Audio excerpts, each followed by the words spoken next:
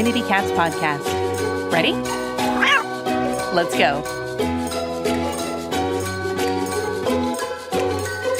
Welcome to the Community Cats podcast. I am your host, Stacy LeBaron. I have been involved helping homeless cats for over 20 years with the Merrimack River Feline Rescue Society. The goal of this podcast is to expose you to amazing people who are improving the lives of cats. I hope these interviews will help you learn how you can turn your passion for cats into action. Today, we are speaking with Sherri Gustafson. Sherri's been in animal welfare for just a little over 10 years. She started as a volunteer dog walker at the MSPCA Nevins Farm and soon after joined their staff and ran the SATF program. After Nevins, she worked at MSPCA Angel, Lowell Humane Society, and Central Animal Hospital before joining Mass Animal Fund as their Spay Neuter Community Liaison. Her favorite part of her job is being able to travel the Commonwealth and collaborate with many different animal welfare groups while working towards a mission of preventing animal homelessness. Sherri, welcome to the show. Thanks, Stacy. So I was just wondering, can you tell me a little bit more detail about how you got started and how you got involved with helping community cats? Sure. Well, I got started in animal welfare about 10 years ago when I happened to wander into the MSPCA Nevins Farm. I was actually looking for a companion for a gerbil I had, and they were really helpful up there. They not only helped me pick out a gerbil that would be a suitable companion for my gerbil, but they talked to me a little bit about the programs that they ran, and I had a big interest in joining the team as a dog walker, so I signed up and got in on the very next volunteer orientation and have been hooked in animal welfare since then. Excellent. And I know you currently volunteer quite a bit at the various Sunday spay and neuter clinics for feral cats. When did you start doing those? Let's see. It's been about 5 years, I think, now, since I've been really involved in a lot of the spay and neuter programs. I try to get out and help with, I'm helping with a pit bull spay and neuter clinic this weekend down at Angel, but I do try to help out with Commonwealth Cats, with MRFRS Sunday clinics, and even at the ARL Boston clinic sometimes. So it's something I really enjoy to do. Like I said, probably 5 years ago, I started doing that just really as a fill-in at the MSPCA and loved it. So I've continued since. So you've worked at, several locations or several, facilities over the last, 10 or so years. Did you have a mentor at all in your process of finding out what your interest was? Well, the MSPCA, when I first started up at Nevins, we had a great team then. They really kind of took me under their wing, let me explore all the different areas in animal care there. So like I said, I started as a dog walker. Very soon after that, I started running. I joined their staff as part-time. And with that, I started taking on the project of the Small Animal Task Force. So we really took care of a lot of the exotic animals there. It was a team of volunteers. But through that, I got to really focus on education, working with the volunteers, getting more involved in not only the exotic program, but working with the cats and learning a lot more on the medical side as well. So I would say as far as mentors, I really looked towards the people who had been volunteering at the MSPCA for a long time. There were a lot of volunteers when I jumped on that had been there, over 20 years helping out. So they kind of took me under their wing. And then, we have the director, Mike Kiley, who's still there, and he helped me out a lot as well. Can you tell me a bit more about the position that you're in right now and what exactly do you do? Sure. So right now I am the Spay and Neuter Community Liaison for the Massachusetts Animal Fund. What that job really entitles is running the state voucher program under the direction of our program coordinator, Lauren Gilfeather. And really, I process all the no-cost spay and neuter vouchers that go out throughout the state. I work with our veterinary providers to kind of help facilitate, make sure that these vouchers get in, that we get these free services out there to the animals that need it, and work with the animal control officers. And a lot of times really just working directly with the public too and letting them know what resources are out there and how to use these free programs that we have. And what is the Mass Animal Fund? So the Massachusetts Animal Fund was created back in 2012. So it's run by the Massachusetts Department of Agricultural Resources. And really it was designed to not only help with spay and neuter efforts in Massachusetts, but to also help train animal control officers. So our main mission is to prevent animal homelessness in Massachusetts. And we do that through the two avenues. One, through the no-cost spay and neuter voucher program for cats and dogs. And the second is through animal control officer training. You actually just finished a cycle of animal control officer training. Can you explain a little bit more about what that entails? Sure. So we just finished going all over the Commonwealth with our first round of core competency training for animal control officers. So for the last 14 weeks, Lauren and I hit the road. We visited, 6 different regions throughout Massachusetts. And we had a free class. Basically, all the animal control officers in Massachusetts are mandated to take this course. It starts with the basics, animal handling, understanding the Massachusetts laws when it comes to animals, how to write reports, communication, and really it helps us, network with them, try to figure out what new ACOs coming into the field are going to need to know. So it was really a good thing to get out there, start to create these networks with the animal control officers, let them know what resources are out there that can benefit them as well. And in your role as a liaison and working so closely with the animal control officers, you're obviously sharing or teaching them, showing them how they can request vouchers for spay-neuter support and also provide them with general advice. So if an animal control officer became aware of a feral cat colony and they reached out to you for vouchers, would you be there to help with mentoring them through TNR with the colony? Absolutely. So one of our things that we really try to focus on, our voucher program is designed to help 3 groups of animals throughout the Commonwealth.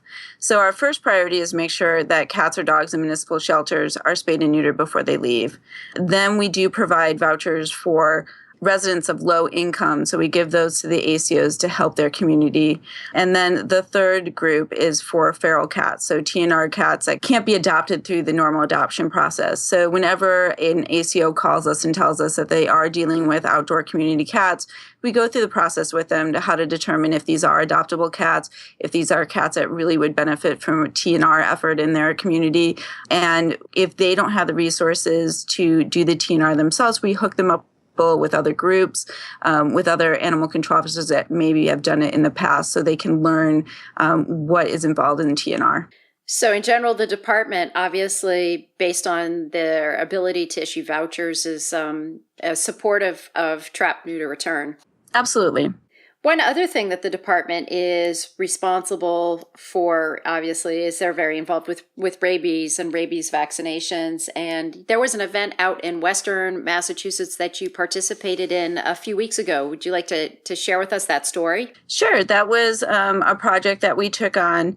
Basically, we went out to North Adams. North Adams did have a recent case where a cat that was part of a colony did test positive for rabies. So when that happened, we were talking very closely with the animal control officer out there and with the shelter rescue groups out there to try to make sure that we address this situation and try to prevent any more cases of rabies from happening. So it was a real big collaborative effort that we did with the rescue groups and with the animal control officer.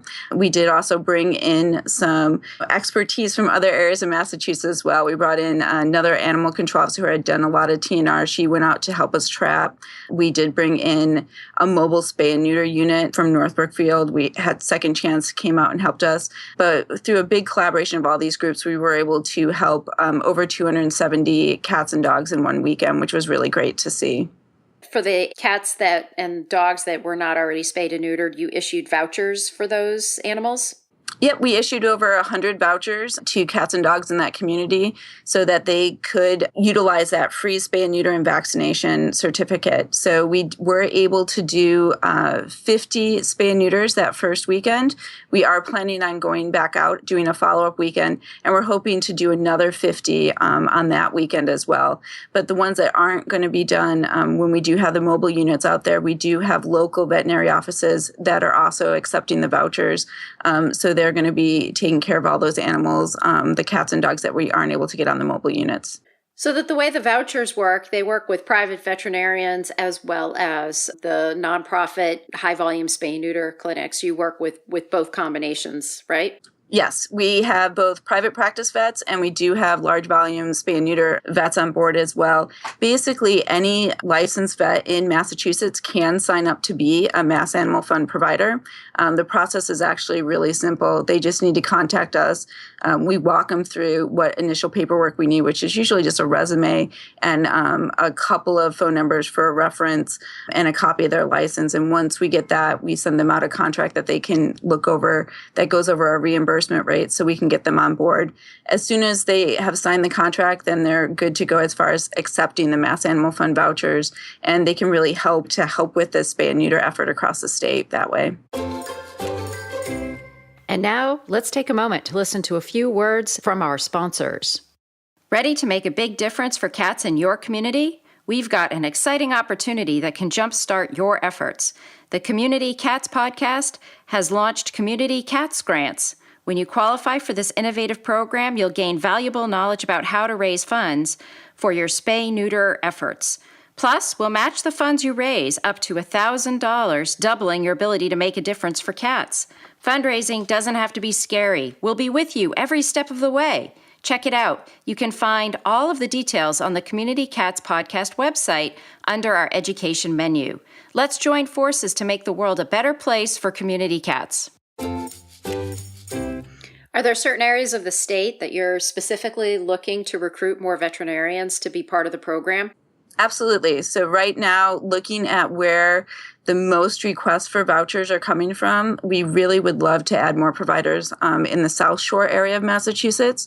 So that's one area that I'm hoping to get out to in the next couple of months. Go out, talk with the veterinarians one-on-one, talk with the rescue group, see who they're using, recruit more providers out in that area to help meet the demand.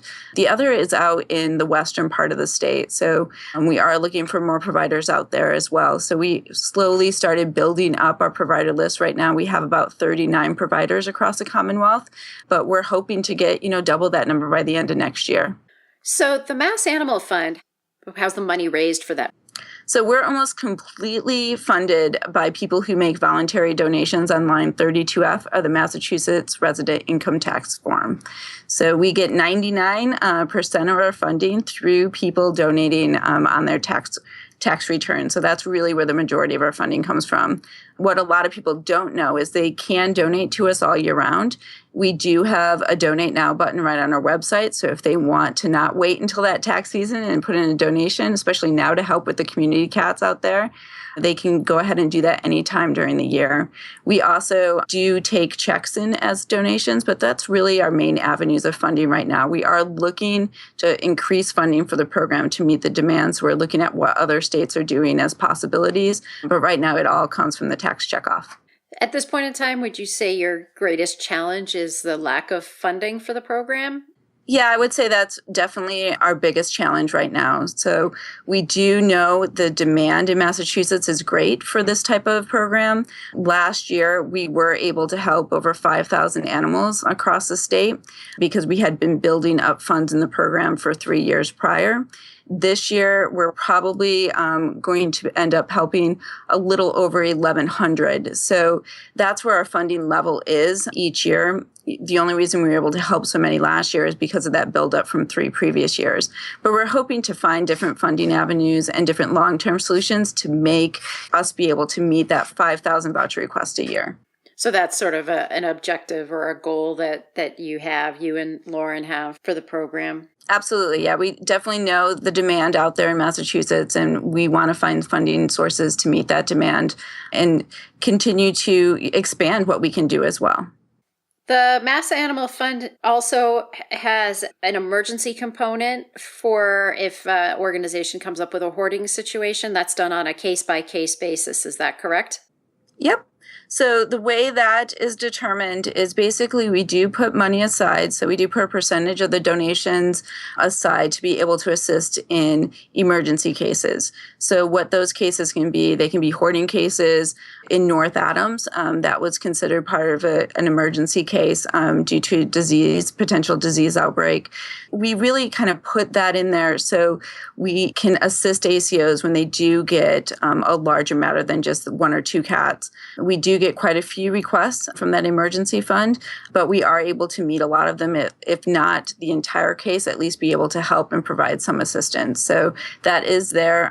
That is also available, for rescuers and shelter groups. If they get overwhelmed with a hoarding case, they should contact us and see if we're able to assist in any way. Based on your experience in meeting all the ACOs or talking to them all across the state of Massachusetts, do you get a sense of areas of the state that are maybe more feral friendly than other parts of the state, or do people seem to be receptive to TNR as long as it's sort of explained correctly? I'm actually really excited about how TNR is being viewed across the state right now. From where I started 10 years ago to now, I've definitely seen a big shift into more communities being open to TNR efforts. I was really excited after completing the animal control officer training over the last few months that we were doing it, on how many animal control officers were interested in doing more with cats in their communities and to do more with community cats. So I think it's definitely Massachusetts is really doing a good job getting the TNR education part out there. And I think it's just a matter of we need to get funding and resources to keep up with the demand of how many cats we're seeing TNR throughout the state and to continue to do it, but so those numbers start dropping. Is it the South Shore in Massachusetts and that North Adams area in Western Mass where you're also seeing the greatest number of requests for vouchers, or is that just because you don't have that many providers in those areas? For overall vouchers, we're definitely seeing a large number coming in from the South Shore. We do see a lot of voucher requests coming in from Central Mass. Central Mass areas, they do have a little bit of an advantage though, because they have a few really high volume spay and neuter providers out there that are able to keep up the demand. So there is the Dakin Humane Society, there's Second Chance, which also does high volume spay and neuter, and even Tufts University, which does high volume. So they have a little bit of an advantage there. The reason we get so many voucher requests out from Western Mass and the South Shore is because their resources, I think, are a little bit more limited than other areas in the state. But we are getting voucher requests for owned animals from those areas as well as ferals. So we're seeing a lot more ACOs in those areas trying to do more with TNR efforts and trying to help more community cats. I think this is so interesting. I mean, we're having a pretty strategic conversation today. But yet I think it's important for everybody to take a look at their state or a part of their state, maybe it's their county, and really understand sort of where the sort of strengths and weaknesses are, where, more capacity needs to be built up in a certain area, really being able to sort of understand the numbers and the needs for community cats. And so while today Sherri and I are having sort of this very strategic talk, I think it's important to take that step back and look at things so that you can have a better and bigger picture of how the situation is looking for community cats across the state. Sherri, if people are interested in finding out more about the Mass Animal Fund, if they'd like to donate to the Mass Animal Fund, or if they'd like to reach out to you, if they have questions about how the fund got started, how they could try and do this in their own state, how would they find you? So we do have a website. All they have to do is go to massanimalfund.com. So our website does give them a lot of information, an overview of the program, how people can donate. You can donate directly on that Mass Animal Fund website. It also gives you links to finding out more about what we're doing with animal control officer training. It also will tell you if you are someone who is looking for assistance through the Spay and Neuter voucher program, how you go about doing that. And we do try to provide resources for animal control officers as well, as far as different educational opportunities through other groups as well, not only through our program. So all of that is on our website. If you go on the website and can't find what you're looking for, you're always welcome to call us. So they can always reach me at 617-626-1740. They can do that, or they can find us on Facebook, and we will answer questions that way as well. Sherri, is there anything else you'd like to share with us, with our listeners before we go today? If you're interested in doing more with community cats, if your area is someone that's just beginning to start the TNR program in your area, I would definitely recommend reaching out to us, letting us know. If you need assistance, we can try to, assist you in any way we can. And if we can't provide assistance at that time, we can definitely hook you up with other groups in the area that are doing TNR and really help get you started in the process. Sherri, I want to thank you so much for being a guest on my show, and I hope we'll have you on in the future. Thank you, Stacy. Thank you for listening to the Community Cats podcast. I would really appreciate it if you would go to iTunes, leave a review of the show. It will help spread the word to help more community cats.